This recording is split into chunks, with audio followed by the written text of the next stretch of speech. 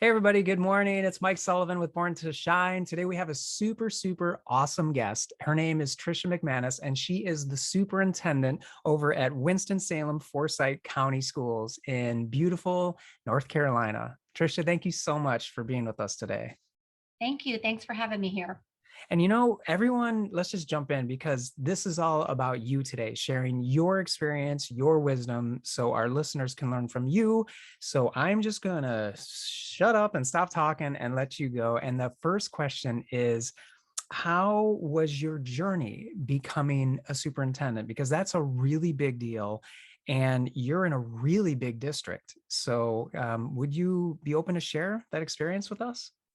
Sure. I've had an awesome experience in public education for the last 32 years. So this has definitely been a lifelong journey. I will say that I got into education first and foremost because that was just what I was born into. My mother and father both had degrees in education and teaching. My dad was a teacher for over 40 years and a high school football coach. And so out of eight brothers and sisters, five of us are educators. So it was in the blood first and foremost. And so when I started teaching, I decided early on that I wanted to become a principal. At that time, I didn't know I was wanted to be a superintendent at all. So I just loved being with students and leading teachers and working together to create a great environment for students to be able to be successful. And that just kind of it turned into the next step, which was actually developing leaders. I was an assistant superintendent in Hillsborough County Schools in Florida before coming here. And I was in charge of leadership development, which I loved. I was able to grow leaders in our principal pipeline and then get to support them as they led their schools. And I absolutely loved it. And then I was also involved in and turning around schools that were currently underperforming. And I did that both as a principal and then in my next role in leadership development and school turnaround. And so, or school transformation was what was in the title.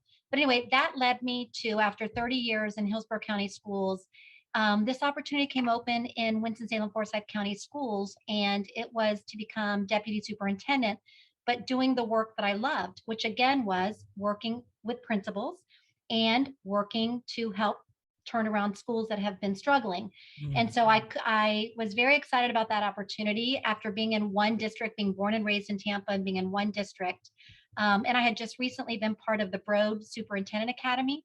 Mm. And so that's what led me to this next step in my career, coming to the district.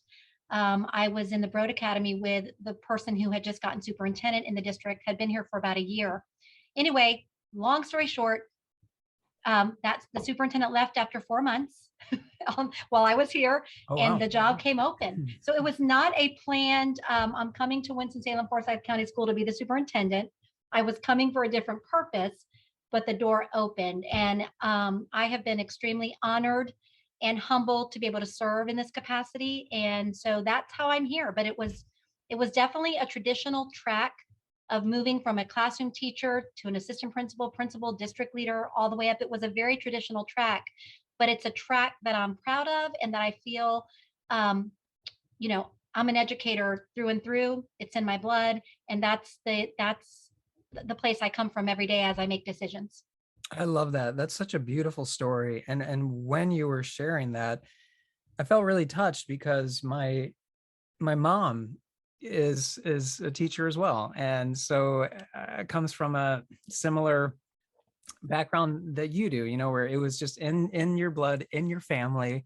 I Yes. think you said you have eight brothers and sisters. Yeah, I'm one of eight. Yeah, one of that's awesome.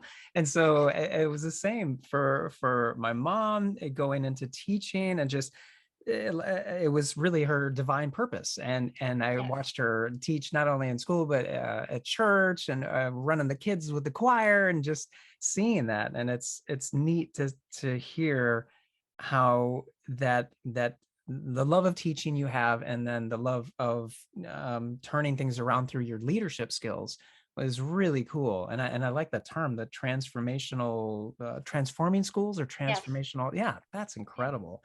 So it seems very natural for you to be a superintendent. It's what you were born to be, really. And so It's definitely a calling. It's a calling for sure. yeah, absolutely.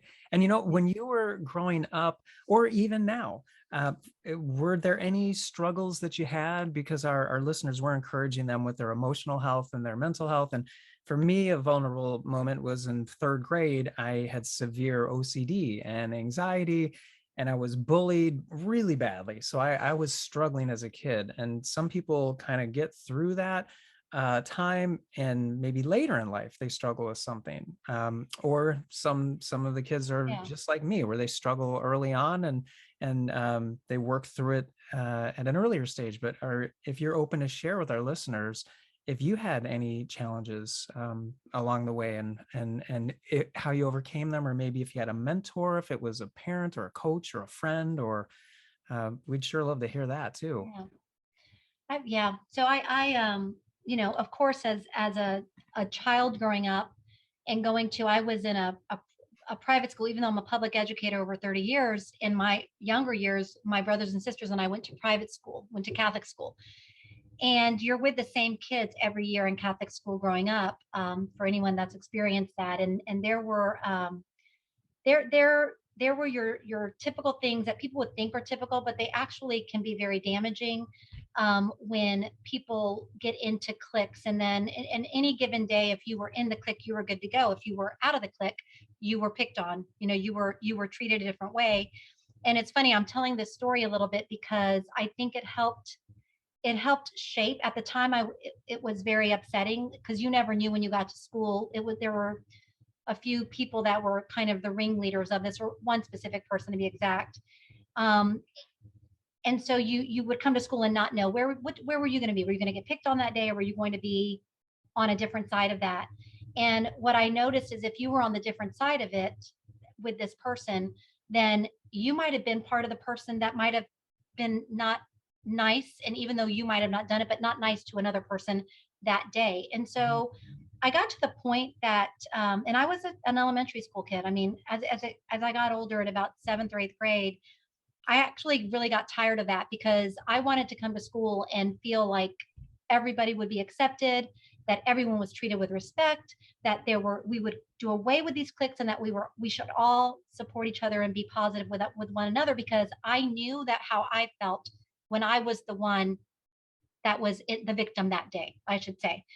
And so I basically finally built up the courage to call. I did not seek any adult help on this, and I'm not sure the adults actually were in the know that this was happening regularly to somebody else each day. And I'm not even sure at the time. I'm sure I would cry to my parents about, this is what happened today, or a week later, this is what happened. But I don't remember clearly any adult intervention. But what I do remember is that I finally one day spoke up and spoke out to the person and to everyone else that had been involved in this for honestly 5, 6 years, and said that we weren't going to tolerate it anymore, and actually work together. Again, it wasn't bullying in the sense of there was no true, it wasn't like some of the cases I see now of bullying. It was, today you're going to be mistreated, the next day you might be treated fine, the next day you're going to be mistreated. and Hmm. and so we finally band together, the group of us that were tired of being on the victim side of it, and we basically said we were going to not be part of this anymore, and that we were going to treat. And I'll be honest with you, by the time all of us went to eighth grade, because it was kindergarten to eighth grade, by eighth grade there was complete peace. There was complete peace. But up until that, there were days that I just wanted to go home, because if I was the victim that day, I just wanted to go home. The day that I was not the victim, but I was in the good graces of this bully, um, I would not participate, but I did nothing to stop it, and that makes me feel guilty. So honestly, from that time on, I have been a person who, if I see that someone is being victimized, I will stand up for them. And that was honestly in my classroom as a teacher. I paid attention to that with kids. If there was someone that I felt was not being treated well, that was the person I felt I had to advocate for and fight for. I would pay close attention to dynamics. And I've always done that now within groups that I'm in, paying attention to the dynamics. How are people being treated? And I can tell you, I I, as a leader, will not tolerate the mistreatment of folks because it is just, it's unacceptable. As I've grown up and grown older, I've had, everybody gets into issues as they grow up through high school and all that. But one of the challenges, even moving into leadership roles within a district or the superintendency, was actually building up my own confidence to realize that I can be a leader that is sensitive, that is kind, um, that is collaborative, and still get results. And so many times as a woman leader, you are made to believe that if you care a lot about people, are sensitive, are kind, that do you have the skills to be able to hold people accountable and to be able to do that other, what the accountability part of our role, which is critical. And what I've come to learn over the years is that, and building confidence and having mentors that have said, no, you can do this, is that you can do both as a leader. You don't need to be, you know, you know, top down, leader that, just leads through some kind of fear. Or, I mean, you can be a woman in leadership and be yourself, which can be kind and nurturing, but also holding people accountable at the same time. So those were kind of lessons later in life, and struggles that I had personally that I worked through with a lot of mentoring and coaching and confidence building over time. Wow, I love that. That's so, thank you for sharing that, because that's really vulnerable. It's really authentic. I know everyone that's listening can totally relate, because I think everyone at some point has felt either bullied or felt like they were in the cool crowd one day and not in the cool crowd the next. And they're going, why? What the heck's going on? So that's very relatable. And I love that you and your friends just said, hey, no more of this. Seventh grade, we're done. We're over this. So that's cool that you did that. And then it's amazing too, on a leadership level, how you're offering that sensitivity and you're more keenly aware. You have a really sharp eye now for that. If you see a dynamic of any bullying, or hey, this is a cool crowd, this isn't, that you go in as an advocate and support that underdog and let everyone know, like, hey, this isn't okay. We need to be kind to each other. We need to be sensitive to each other, caring to each other's needs. We need to lift each other up instead of pushing each other down. And I loved also, as a leader, you're incorporating sensitivity and caring, and also accountability, though, and collaboration. Those are the four things you mentioned, and those are all the best leaders in the world have that. And even the person that came to mind, Tricia, was, being from Chicago originally, was Oprah. Now, Oprah went through all kinds of struggles, right? Unbelievable. But look at her now. She turned all that pain into her purpose to help others. And that little pain that you had of feeling like, wait, am I going to fit in today? Should I go home? This just doesn't feel good. You turn that little bit of pain into a purpose to make sure no other kid feels the way you did when, for whatever reason, that one day you weren't in, and then the next day you were. So hats off to you. Thank you for what you do. That's incredible. Thanks, Mike. And also, I guess, what have you guys noticed on a district level that, what are you doing, maybe internally, if there's like I know most schools are beefing up on their counselors and the psychologists just to support your kiddos now. Even before COVID, though, there was always, bullying, or you fit in, you don't, you're good enough, you're not good enough. So all of that's happened pre-COVID, it'll happen post-COVID. But especially now with all of the isolation and feelings of anxiety heightening, have you guys, had anything either from outside coming in, like outside programs that come in to boost up the kiddos, or is there something internal? I'm just curious what you're doing that's working that you could share with our listeners. Well, and you're right, Mike, that so much of this stuff was pre-pandemic also, but we've definitely seen um, a heightened level of anxiety, of honestly, even just the way people are able to are coping. And I do think a lot of it had to do with the isolation. I will say, pre-pandemic, it is really important that we listen to children and that we don't just say, oh, that's just normal behavior. That's gonna, that we actually address things. And when kids come forward and say that, oh, I'm either being picked on or so and so is bothered, like that we actually take every one of those complaints seriously, and that as adults we intervene and don't just like push things under the carpet. So that's in general pre-pandemic. Since the pandemic, we've seen a lot of anxiety. We've seen a lot of mental health concerns and behavioral health concerns from children, but also adults. Also adults. We're seeing the kind of the spectrum. And so we've done a lot of things. I'll tell you, one of the things we just did last week, we had Friday, we created Friday to be a first annual Winston-Salem Forsyth County Schools Day of Kindness and Wellness. And we actually, our assignment to all employees, we took everybody, we canceled school on that Friday. And the assignment for everyone was to do acts of kindness. And that would be for others or for self. And our team put together all kinds of activities you could do to be kind to yourself and make sure you are practicing wellness. Things you could do for others, for elderly, for veterans, because it was right after Veterans Day. For just in general for nature, for Mother Earth. And so we gave out a whole list of things. We sent out wellness videos and things that people could do. And we took that day because it was needed. It was needed for our staff and for our students. And that was one thing. We have been embedding a lot of social emotional learning throughout the day into the curriculum. And so when you look at all the lessons that have been produced by our academic team, they all have SEL components built in. We have a new director of social emotional learning and restorative practices. And so she's been working a lot around the adults, because we do believe that you've got to make sure you're good every day if you're going to be educating our youth. Right. If you're not in a good place, how can you then do that? It kind of that airplane analogy with put the mask on yourself and then help others, or help your children. So basically, we are doing all kinds of lessons related to social emotional learning.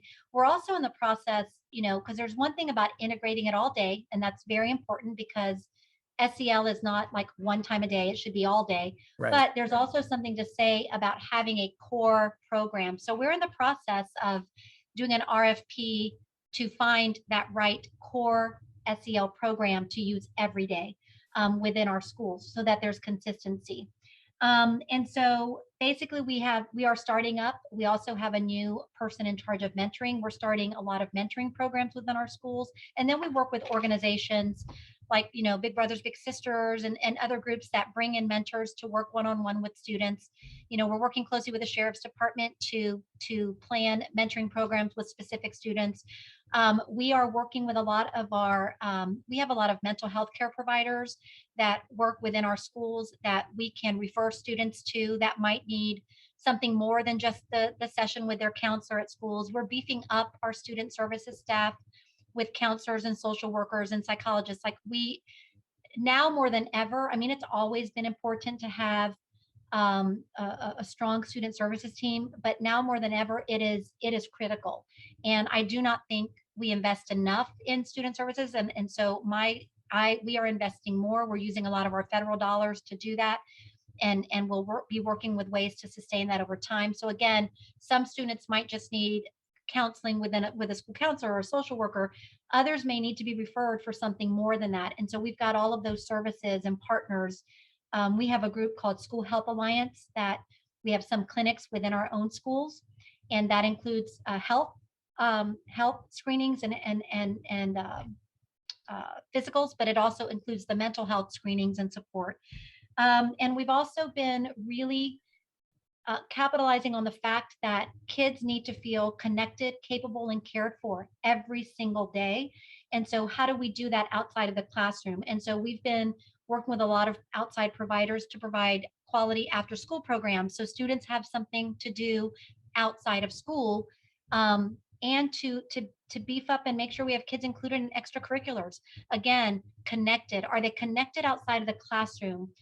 Because again, we're educating children. It's not just about their academics. It's not just about that side of the house, their entire well-being, which includes their physical, their social, their emotional, their mental, all of that. I feel is our responsibility as educators as well. So we are constantly thinking of what else can we do and adding things, and our federal funds have been such a gift, and will be for the next 3 years, to make sure that we're meeting the needs of our kids. But yeah, there's definitely stress and anxiety that is very visible today within our youth. I love the special attention you're paying, and giving the extra support to your kiddos with the helping them feel connected, helping them feel capable, and helping them feel cared for. Did I get that right? Absolutely. Yep. Connected, capable, and Cared cared for and for. And that's incredible because especially feeling so isolated. I've talked to, I'm blessed to get to connect with a lot of people like you, and they're sharing about all of their schools, and it's the same. It's the a very similar story among every school. And then on a personal level, I have 5 nieces and nephews, ranging from K through 12. So I asked them, and they're saying it's tough, feeling connected. So there's that feeling of isolation, of loneliness. And even if they weren't anxious, now they feel anxious. If they weren't depressed, now they're feeling kind of sad, borderline depression. So it's very common. So it's great that you're putting emphasis on helping them feel connected, capable, and cared for, and building those relationships. That's so key. And that they have a place to go to, they have a safe space, there's someone they can talk to. And then you have those varying outlets that you can send them to wherever, whatever their needs may be. So wow, Tricia, it's awesome, way to go. And Thank you. are there any final thoughts, anything that you'd like to share with our audience? Maybe something in your heart that you're like, I want to share this too. Is there anything that maybe I didn't ask or that we missed? No, but I mean, you asked great questions. I will say that, just in closing, I love the title of your show, Born to Shine.